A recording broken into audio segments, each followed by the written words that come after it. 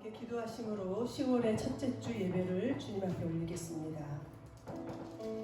오직 이것을 기록함은 너희로 예수께서 하나님의 아들 그리스도이심을 믿게 하려 하며 또 너희로 믿고 그 이름을 힘입어 생명을 얻게 하려 함이니라.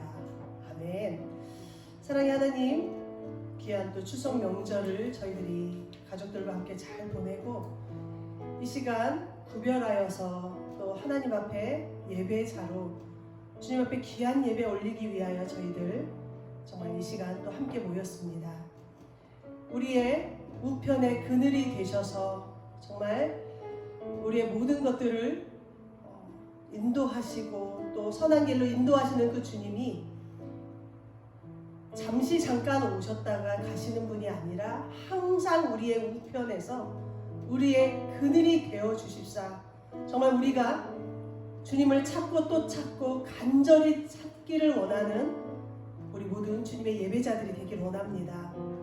이 시간도 어느 곳에 있든지 전국 각처에서 또 예배 드릴 우리 사랑의 교회 모든 성도님들을 하나님 인도하여 주셔서 그 어느 곳에 있든지 성령 하나님이 함께 하시고 운행하여 주시옵소서. 이 시간 우리가 예배 드릴 때 우리의 예배를 기뻐 받으시고 이 시간 성령의 충만함의 은혜로 마음껏 기름 부어 주십시오. 감사드리며 걸어가신 예수님의 이름으로 기도합니다. 아멘. 기도하는 마음으로 우리의 심령을 새롭게 하여 주실 주님을 찬양합니다. 새롭게 하소서.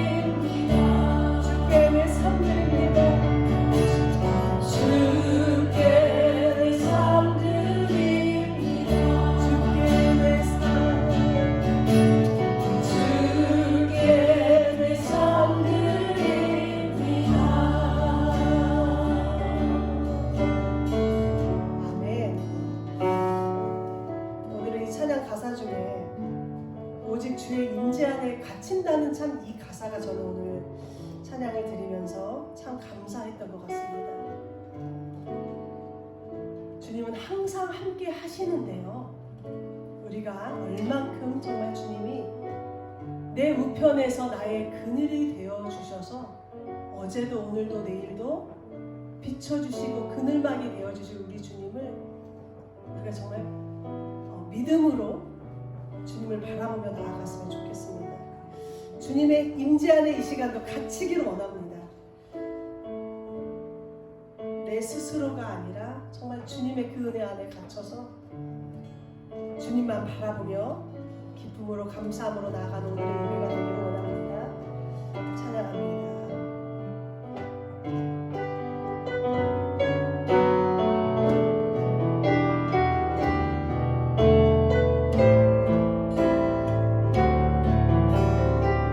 하나님의 사랑을 선포합니다.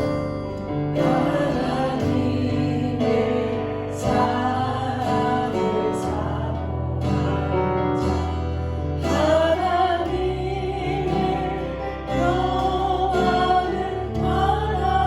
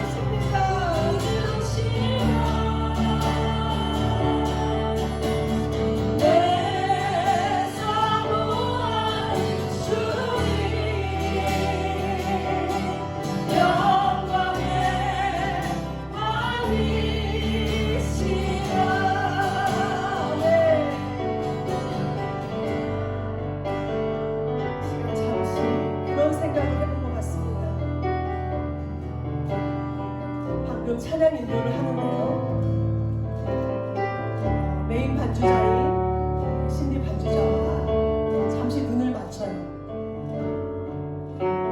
이 다음에는 키업을 할지, 이 다음에는 어떤 식으로 나아갈지 약속을 하기도 했지만, 약속을 안 하지만 서로 눈빛이 마주칠 때 서로의 약속하지 않은 약속까지도 서로 마음을 알아주는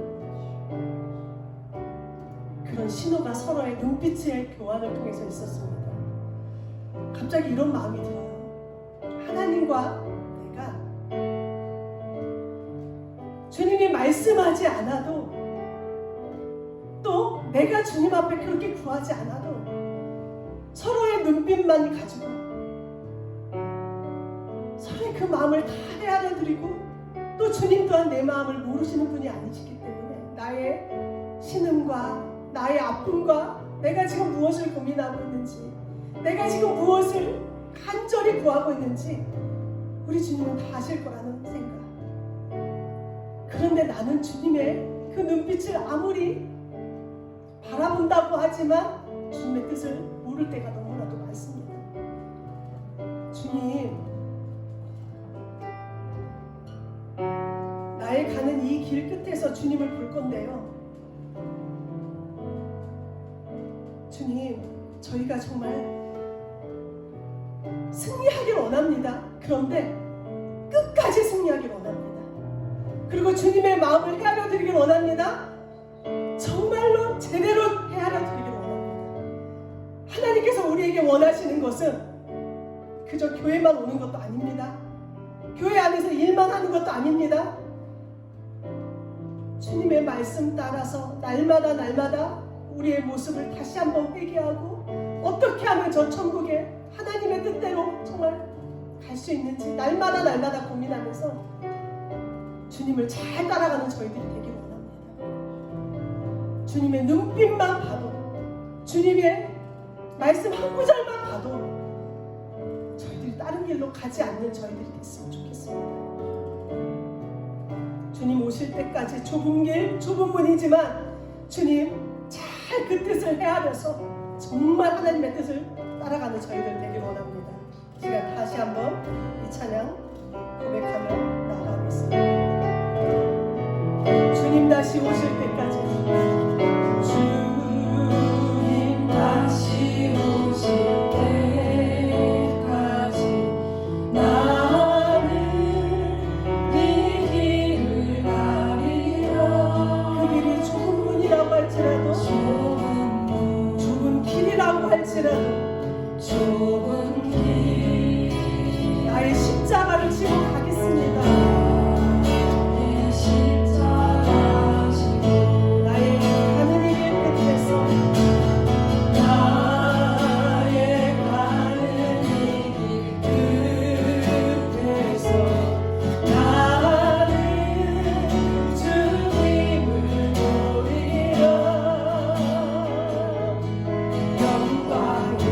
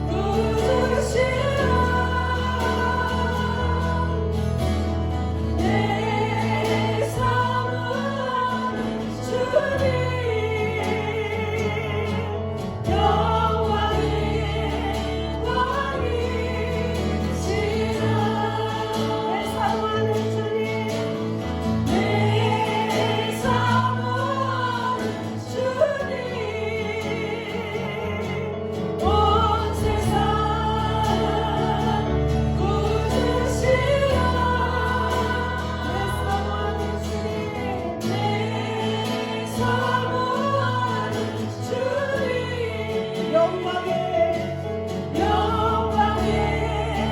왕이시여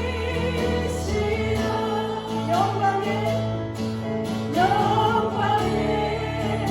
왕이시여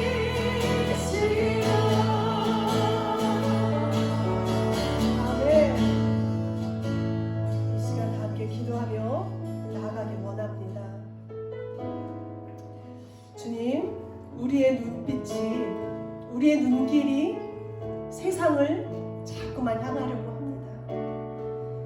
자꾸만 나 자신에 많이 매여 있기를 내 스스로가 원할 때가 참 많습니다.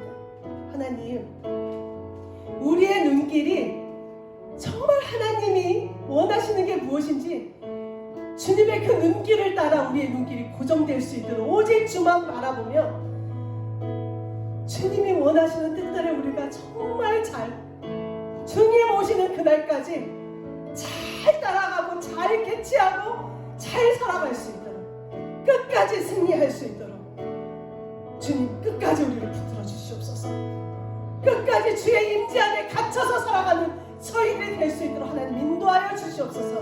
우리의 눈길이 세상을 향하지 않게 하시고 그래서 그 안에서 우리가 절망하며 낭망하며 두려워하지 아니하도록 전능하신 하나님이 우리의 우편에서 그늘에 내시고 우리의 모든 길을 인도하여 지금도 가고 계신 우리 주님만 바라보며 주님의 눈길만 바라보고 우리가 나아갈 수 있도록 하나님 인도하여 주시옵소서.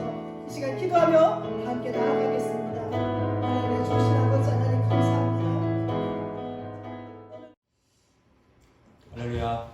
우리 서로 축복하며 인사하겠습니다. 빛이 있으라, 빛이 있으라. 하나님의 영광의 빛, 예수 그리스도의 생명의 빛이 우리 모두에게 가득가득 비추어지기를 간절히 축원합니다. 지난 추석 명절 잘 지내보셨죠? 네.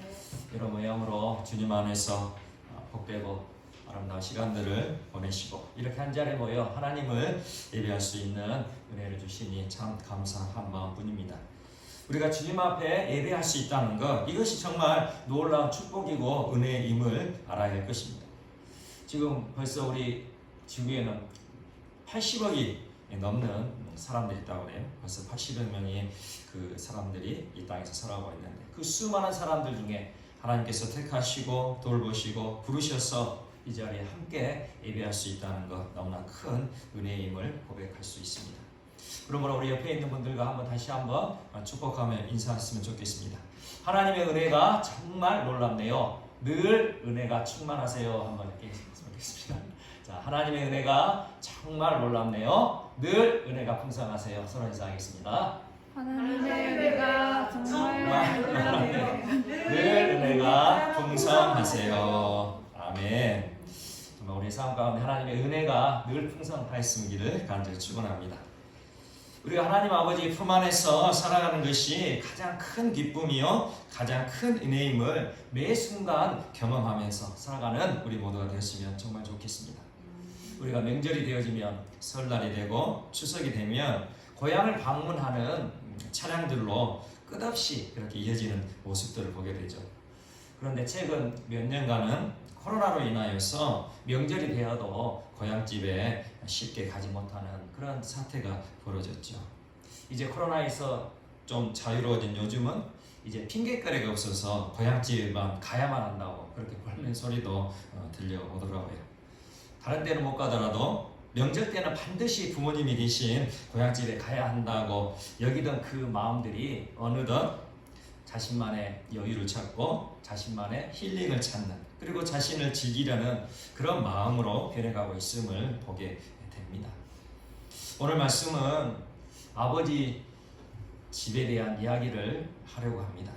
오늘 말씀의 배경을 먼저 살펴보면 아버지와 함께 살고 있는 두 형제가 있었습니다. 둘째 아들은 집을 떠나서 성공하고 싶은 욕망이 강했던 사람이었어요. 그래서 살아계신 아버지께 자신의 유산을 미리 떼어달라고 요청을 하였습니다. 둘째 아들은 아버지에게 받은 유산으로 사업을 해서 더 많은 재물을 모으고 성공하고 싶은 욕망에 불타 있었다는 거죠. 그런데 여기서 짚어 가야 할 부분이 있는데 그 당시 유산은 아버지가 돌아가신 후에야 물려줄 수 있는 분깃비였다는 거죠. 요즘 시대에는 어떻습니까? 아버지 어머니가 살아계셔도 미리 유산을 이렇게 넘겨주는 그런 일들이 많은데, 옛날 그 고대 시대, 예수님 당시의 그 시대에는 그 유산을 받게 될 때는 아버지가 돌아가신 후에 그렇게 유산을 받을 그런 시대였다는 것이죠. 그러니 지금 둘째 아들이 아버지에게 유산을 요구한다. 이것은 그 당시에 엄청난 불효고 엄청난 무례한 행동이었다는 것이죠. 둘째 아들의 행동은 아버지의 인격을 완전히 무시하는 인격 살인과 같은 것이었어요.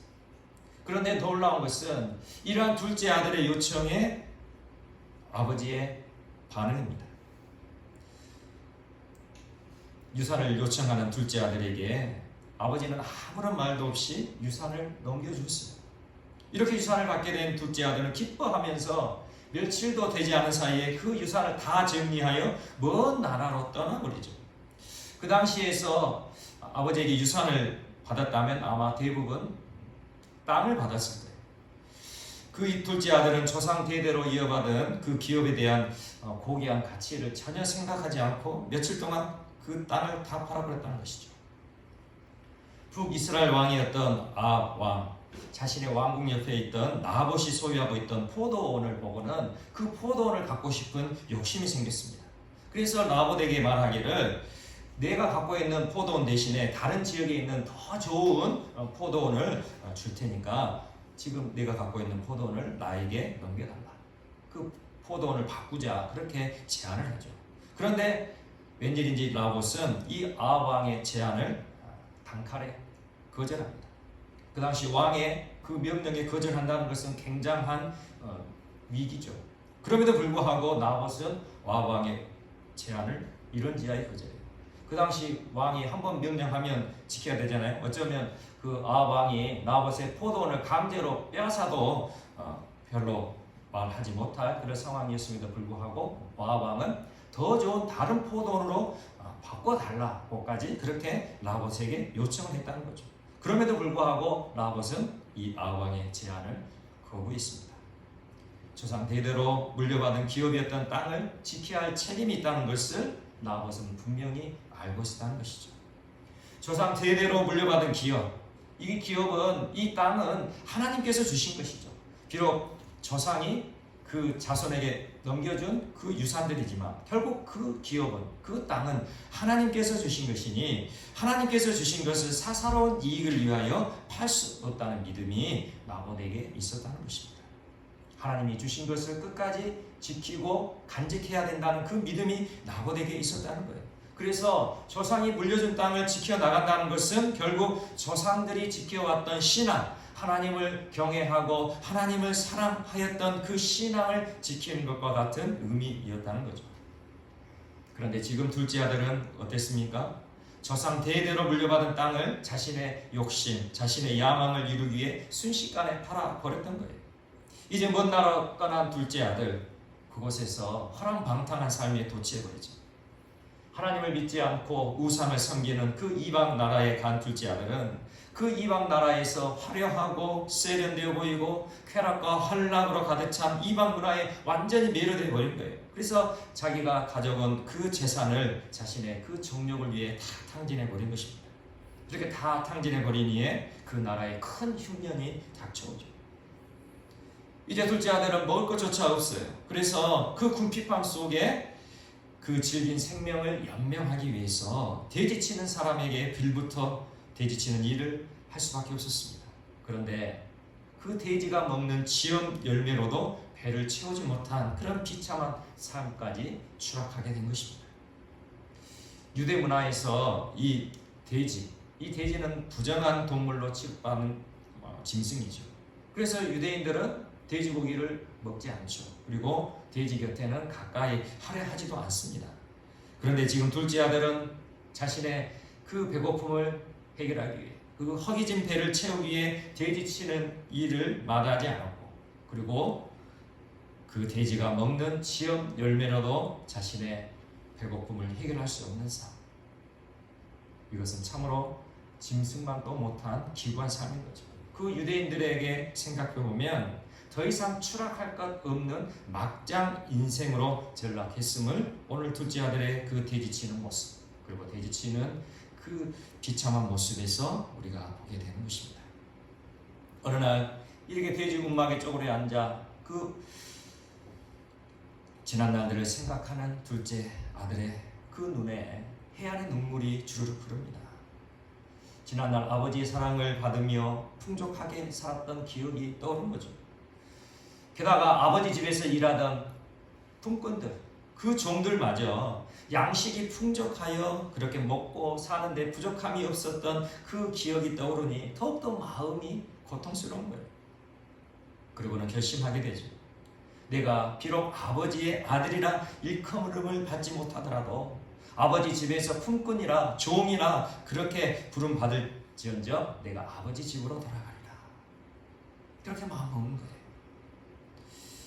둘째 아들은 자기 자신이 아버지께 행한 일이 얼마나 잘못된 일인지를 깨닫게 된 거죠. 살아계신 아버지께 유산을 요구하고 그 유산을 받아 챙겨와 이렇게 이방 나라에서 그 모든 그 유산을 탕진해버린 것.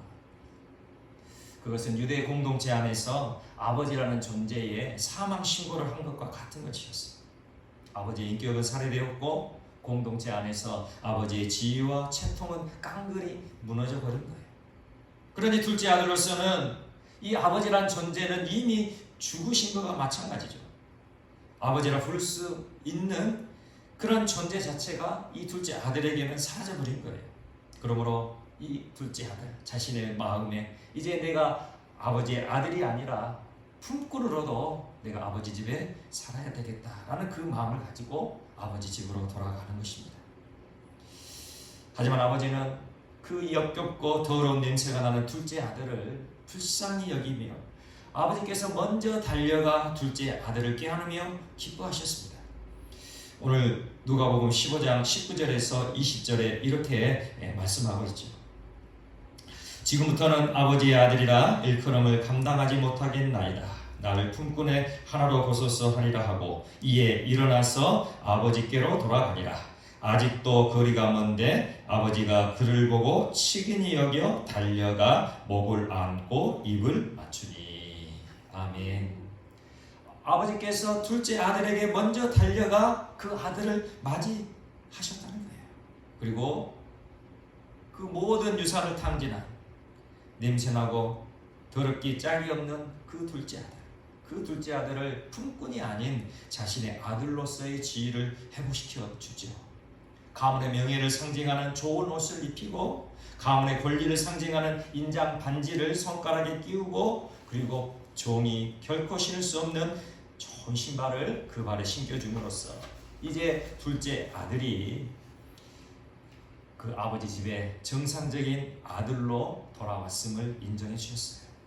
게다가 큰 잔치를 베풀어 주시죠.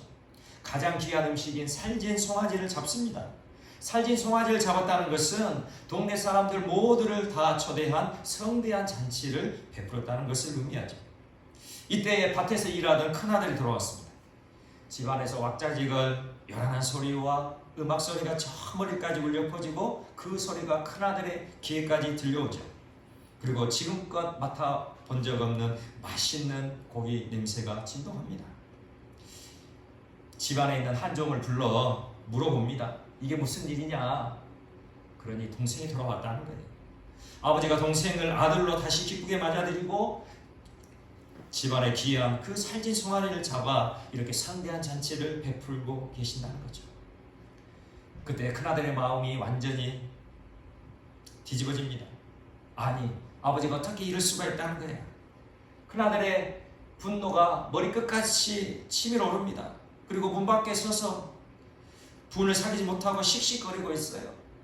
그때에 아버지가 문 밖으로 나와 큰아들에게 말하죠.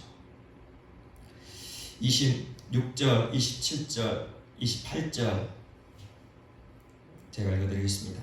한 종을 불러 이 무슨 일인가 물은데 대답하되 당신의 동생이 돌아왔음에 당신의 아버지가 건강한 그를 다시 맞아들이게 됨으로 인하여 살진 송아지를 잡았나이다 하니 그가 노하여 들어가고자 하지 아니하거늘 아버지가 나와서 고난대. 아멘. 큰아들이 노하여 집 안으로 아버지 집 안으로 들어가지 아니하고 밖에서 씩씩거리고 서성이고 있었다는 거예요. 그때 아버지가 집 밖으로 나와서 큰 아들에게 집으로 들어가자 그렇게 권했다는 것이죠. 이에 큰 아들이 항변합니다. 아버지 말에 지금껏 순종하면서 나름 열심히 일한 나를 위해서는 하찮은 염소 새끼라도 잡아 잔치를 벌여준 적이 있느냐 원망을 하는 거예요. 어떻게 그 모든 재산을 다 탕진하고 돌아온 그 둘째 아들을 위해 이렇게 귀한 송아지를 잡을 수 있느냐 따져 묻는 거죠.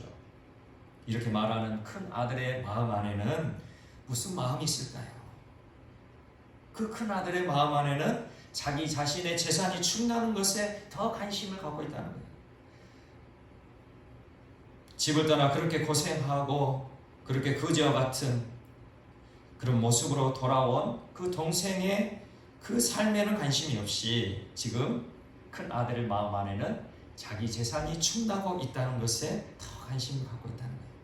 지금 아버지 집에 남아있는 그 재산은 결국 누구 것입니까? 아버지가 돌아가시면 결국은 다 큰아들 것이죠. 작은아들은 자기 유산을 받아 떠났으니 지금 아버지 집에 있는 그 모든 것은 다 큰아들 거예요. 그런데 지금 둘째 아들이 돌아왔다고 해서 지금 살진 송아지를 잡고 잔치를 베풀고 있으니 결국 자기가 받을 그 유산을 가지고 지금 잔치를 베풀고 있다 생각하니 더 속이 상하고 그 마음이 뒤집어지고 있다는 거죠. 그리고 심지어는 이 큰아들이 자기 동생을 지칭할 때에 아버지에게 당신의 아들이라 이렇게까지 합니다. 30절에 이렇게 말합니다. 아버지의 살림을 창녀들과 함께 삼켜버린 이 아들이 돌아오매 이를 위하여 살진 송아지를 잡으셨나이다. 자기 동생을 지칭할 때 이 아들이 돌아오매, 그러니까 아버지의 아들, 그러니까 당신의 아들이 돌아왔다. 지금 이렇게 그 동생을 지칭하고 있는 거예요. 큰아들은 물질의 가치와 형제라는 끈끈한 관계의 가치를 바꾸어 버린 거예요. 큰아들 자신의 재산을 축내는 동생을 더 이상 동생으로 인정하지도 않은 거죠. 그리고 오늘 말씀을 보게 되면 이 큰아들은 이 둘째 아들이 어떠한 삶을 살아가고 있었는지 아마 알고 있었던 것 같아요. 아까 봤던 37절 말씀에 아버지의 살림을 창녀들과 함께 삼켜버린 이 아들이 돌아왔다. 이 둘째 아들이 먼 이방 나라에서 이렇게 파랑방탕하여 창녀들과 함께 그렇게 방탕 생활하다 유산을 탕진했다는 것을 알고 있었다는 것이죠. 그렇다면 아마 생각해 보기에 이 큰아들은 이 둘째 아들이 어느 나라에 가 있었던지도 알고 있었을 거예요. 그러면 이 큰아들의 마음의 우리가 한번 생각해 보면 지금 둘째 아들이 유산을 가지고 집을 떠났을 때 이 아버지의 마음이 얼마나 힘들고 괴롭고 고통스러웠을까요? 그래서 이 둘째 아들이 돌아오기만을 기다리며 그렇게 문 밖에서 기다리고 계시는 아버지의 모습을 큰 아들도 분명히 보고 있었을 것입니다. 그런 아버지의 모습을 만약 이 큰아들이 보았다면, 그리고 둘째 아들이 어느 나라에 가 있는지를 알았다면 그 아들로서 어떻게 해야 됐을까요? 그 둘째 아들에게 사람을 보내어 지금 아버지가 이렇게 기다리고 있으니 돌아오라, 최소한 그 한 번이라도 그렇게 기별을 보내야 되지 않을까요? 그럼에도 불구하고 이 큰아들은 그러지를 않았다는 거죠. 어떻게 보면 이 큰아들, 이 둘째 아들이 유산을 받아서 이방 나라 가서 허랑방탕하니 다 탕진했던 그 소식을 듣고는 잘됐다, 쌤통이다, 아마 그렇게 생각했을 수도 있었을 거예요. 유산 받아가지고 집을 떠나더니 그래 잘됐다, 아마 그렇게 생각했을 수도 있었겠죠. 그러나 아버지의 마음은 그것이 아니었다는 것이죠.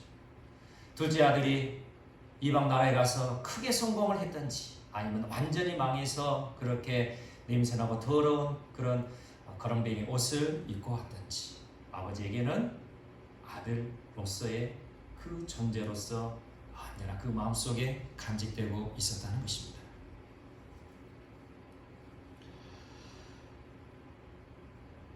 아버지와 늘 함께 있었던 큰아들, 언제나 아버지와 함께 있었죠.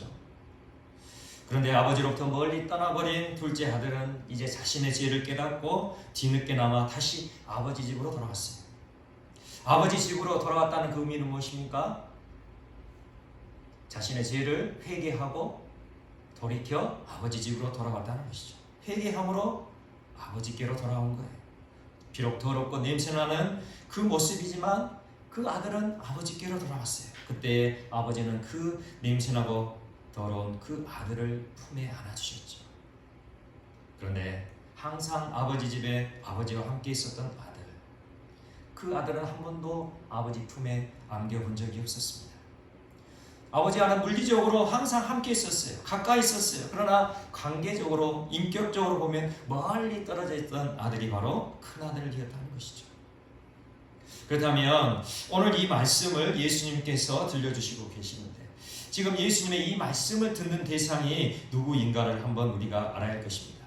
지금 이 말씀을 듣는 대상이 누구인가를 알려면 누가복음 15장 1절에서 2절을 보면 우리가 알 수 있습니다. 1절에서 2절 제가 읽어드리겠습니다. 모든 세리와 죄인들이 말씀을 들으러 가까이 나아오니 바리새인과 서기관들이 수군결에 이르되 이 사람이 죄인을 영접하고 음식을 같이 먹는다 하더라. 아멘. 지금 예수님께서 계신 곳으로 지금 세리와 죄인들이 말씀을 들으러 가까이 나왔어요. 그때에 바리새인과 서기관들이 그 자리에 있었다는 것이죠. 그리고 수군거리면서 그 사람들을 비방했어요. 어떻게 세리와 그 죄인들과 함께 그렇게 음식을 먹고 이야기를 할 수 있는가? 지금 예수님을 비방하고 있는 거예요. 지금 세리와 이 죄인들, 오늘 예수님이 말씀하신 둘째 아들과 같은 그런 사람들이었죠. 둘째 아들처럼 자기 자신의 야망과 욕망을 위해 자신만을 위한 삶을 그렇게 살아가다가 결국에는 자신의 죄를 깨닫고 하나님께 돌이켜 회개한 사람들, 바로 이 세리와 죄인들이었습니다. 그리고 또 한 사람, 예수님을 비방하고 있던 이 바리새인과 서기관들. 이 사람들은 성경 말씀에 정통하죠. 성경 말씀은 너무나도 잘 알고 있는 사람들이에요. 그리고 사람들에게 하나님을 잘 믿는다고 존경을 받는 사람들이었어요. 그렇지만 그 마음은 완전히 단판이죠. 그 마음은 위선과 가식으로 가득 채워져 하나님을 사랑하는 것이 아니라, 하나님을 경외하는 것이 아니라 하나님을 오히려 이용하고 있는 사람들이 바로 이 바리새인과 서기관들이었다는 것입니다. 그러므로 이 서기관과 바리새인들, 하나님이 원하신 예수님을 하나님의 아들로 인정하지조차 않았습니다. 그리고 끊임없이 예수님을 비방하고 공격하다가 결국에는 십자가에 처형하는데 앞장섰던 사람들이 바로 이 바리새인과 서기관들, 종교 지도자들이었죠. 오늘 말씀을 보면 아버지가 등장하는데요. 이 아버지는 하나님 아버지를 의미하고 있습니다. 그리고 두 아들이 나오죠. 큰아들과 둘째 아들. 이 큰아들과 두 아들, 아까 말씀드린 것처럼 세리와 죄인을 의미하고 있고 그리고 바리새인과 서기관들을 의미하고 있습니다. 큰아들은 바리새인과 서기관, 둘째 아들은 세리와 죄인. 어찌 보면 한 사람은 교회 안에 있는 사람이고 한 사람은 교회 밖에 있는 사람이라 그렇게 생각할 수 있습니다. 그러나 오늘 제가 말씀드리고 싶은 것은 이 두 아들, 첫째 아들이나 둘째 아들 모두가 교회 안에 있는 사람들일 수 있다는 것이죠. 교회 안에 큰아들이 있고 교회 안에 둘째 아들이 있다는 거예요. 한 아들은 착실했고 한 아들은 불성실했어요. 그러나 이 두 아들은 아버지의 마음에 깊은 상처를 주고 있었죠. 하나님을 믿는 우리들 안에도 이 두 아들의 모습이 있다는 것을 우리는 알아야 됩니다. 먼저는 큰아들과 같은 우리들의 모습이 있다는 거예요. 큰아들은 언제나 아버지와 함께 살았죠. 그리고 아버지의 그 말씀에 순종하는 삶을 살려고 그렇게 애썼어요. 그런 삶을 살았지만 그 큰아들의 마음에는 이런 마음이 있었을 거예요. 아버지께 내가 순종하고 아버지와 함께 살아가고 있으니 아버지도 내 인생의 모든 일을 내가 원하는 대로 해주셔야 된다. 그렇게 생각하고 있었다는 것이죠. 이것을 다시 생각해 보면 하나님은 우리 마음의 동기를 보고 계시는 분이라는 것입니다. 우리가 비록 교회 안에 들어와 있지만 하나님 아버지와 관계적으로 인격적으로 가깝다는 것을 보증할 수는 없다는 거예요. 우리가 하나님 안에 살아가고 있다고 우리가 믿고 있지만 우리의 마음이 정말 하나님과 가까이 하고 있는가를 생각해 봐야 된다는 것이죠. 정말 우리의 믿음의 동기, 그것이 하나님을 사랑함으로 하나님께 나아가고 있는지 아니면 내 욕심을 채우기 위해 하나님께 나아가고 있는지를 살펴보아야 한다는 것이죠. 그리고 둘째 아들의 모습은 어떻습니까? 둘째 아들의 모습, 그 마음은 어떤 마음일까요? 무엇이 나한테 옳고 무엇이 그른지 정할 수 있는 사람은 내가 정할 수 있다. 난 내가 살고 싶은 대로 살면서 거기서 내 참 자아와 행복을 발견할 거야. 그런 마음을 가지고 살고 있는 사람, 바로 둘째 아들의 모습 이와 같다는 것이죠. 교회 안에 있으면서도, 교회 안에 함께 하고 있으면서도 여전히 세상의 가치관을 버리지 못하고 하나님의 말씀대로 살아가다는 실패하고 뒤처질 수밖에 없다고 반항하는 그 마음으로 살아가는 사람들, 바로 이 사람들이 둘째 아들과 같은 사람들이죠. 교회 안에는 큰아들과 같은 사람들, 둘째 아들과 같은 사람들이 섞여 있다는 것을 오늘 우리에게 알려주고 계신 것입니다. 그런데도 하나님은 사랑의 하나님이시죠. 이러한 우리들에게 먼저 달려와 맞아주시고 먼저 찾아와 주시는 사랑의 하나님이심을 기억하시기 바랍니다. 그날이 분에 받쳐서 그 집 밖에서 서성거리고 있을 때에 아버지는 밖으로 나와 큰아들을 권하였습니다. 이제 집으로 들어가자. 아버지에게 유산을 받아 멀리 먼 이방 나라로 떠나 허랑방탕하여 그 모든 재산을 다 탕진하고 거지와 같은 그 모습으로 되돌아오는 그 둘째 아들을 기다리고 계셨던 분이 바로 하나님 아버지셨습니다. 아버지 집으로 우리가 돌아가야 할 이유가 분명한 것입니다. 우리들의 모습이 큰아들의 모습이든지 아니면 둘째 아들의 모습이든지 우리는 반드시 아버지의 집으로 돌아가야만 한다는 거죠. 왜죠? 아버지 집에는 우리에게 필요한 모든 것이 가득 채워져 있기 때문입니다. 세상으로 목마르고 허기진 인생을 채워줄 풍족한 양식이 하나님 아버지 집에는 넘쳐나고 있다는 것을 믿으시길 바랍니다. 오늘 보면 31절, 32절 우리 한번 다시 한번 읽어보도록 하겠습니다. 31절, 32절 함께 읽겠습니다. 시작. 아버지가 이르되 예 너는 항상 나와 함께 있으니 내 것이 다 내 것 이로되 이 내 동생은 죽었다가 살아났으며 내가 잃었다가 얻었기로 우리가 즐거워하고 기뻐하는 것이 마땅하다 하니라. 아멘. 아버지가 이르되 예 너는 항상 나와 함께 있으니 내 것이 다 내 것이로되.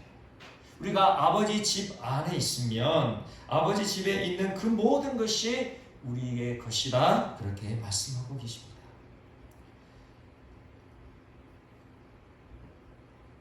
그렇게 우리가 아버지 집에 있으면 아버지께서 우리에게 모든 것을 채워주시고 아버지께서 우리에게 은혜로 역사하여 주신다는 것이죠. 그러므로 우리가 할 일은 무엇입니까? 하나님 아버지와 함께 즐거워하고 기뻐하는 일밖에 없는 거예요. 32절에 그렇게 말하잖아요. 우리가 즐거워하고 기뻐하는 것이 마땅하다. 비록 유산을 탕진하고 거지같이 돌아온 그 동생이지만 그 동생이 돌아온 곳으로 즐거워하고 기뻐할 수 있는 곳이 바로 아버지 집이라는 것이죠. 세상에서는 실패하고 세상에서는 망하고 세상에서는 안 됐을지라도 아버지 집으로 돌아오면 그곳에서 즐거워하고 기뻐할 수 있다는 것을 우리에게 분명히 말씀하고 계십니다. 추석 명절에 맛있는 음식을 많이 드셨을 것인데요. 우리가 음식을 장만하고 먹을 때에 따뜻한 음식은 어떻습니까? 따뜻한 음식은 따뜻할 때 먹어야 맛이 있죠. 따뜻한 음식은 식으면 별 맛이 없죠. 이렇게 음식도 식으면 맛이 없어지는 거예요. 우리의 믿음도 마찬가지입니다. 우리의 믿음도 식으면 맛이 없어지는 거죠. 별 유익이 없는 거예요. 그러니 우리의 믿음을 뜨겁게 데피고 유지하는 것이 정말 중요한 것입니다. 큰아들처럼 늘 하나님 아버지와 함께 하고 있었지만 그 믿음이 식어져 버려 냉담해진다면, 그리고 둘째 아들처럼 자신의 욕망, 자신의 야망을 위하여 끊임없이 하나님을 떠나고자 한다면 하나님 아버지의 마음은 얼마나 아프실까요? 지금 우리 모두 하나님 아버지의 집으로 돌아갈 때입니다. 아무리 험난한 길이 우리를 가로막고 있어도 아버지 집으로 돌아갈 때라는 것이죠. 진정 아버지 집으로 돌아가시렵니까? 아버지 집으로 돌아오기를 간절히 기다리고 계시는 하나님 아버지의 품으로 달려가 와라 안길 수 있는 우리 모두가 되시기를 간절히 축원합니다.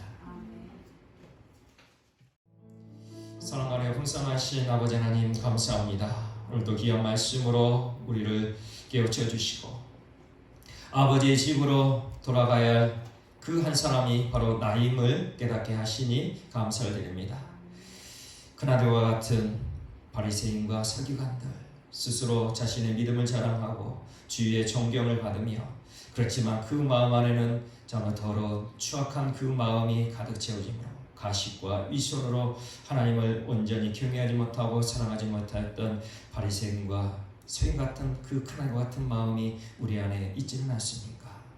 또한 둘째 아들과 같은 세리와 죄인들의 마음, 자신들의 원함을 위하여 자신들의 욕망과 야망을 이루고자 하나님을 멀리 떠나 자신의 그 원대로 살아가고자 했던 그 마음이 또한 우리들의 마음은 아닌지 이 시간 생각해 봅니다.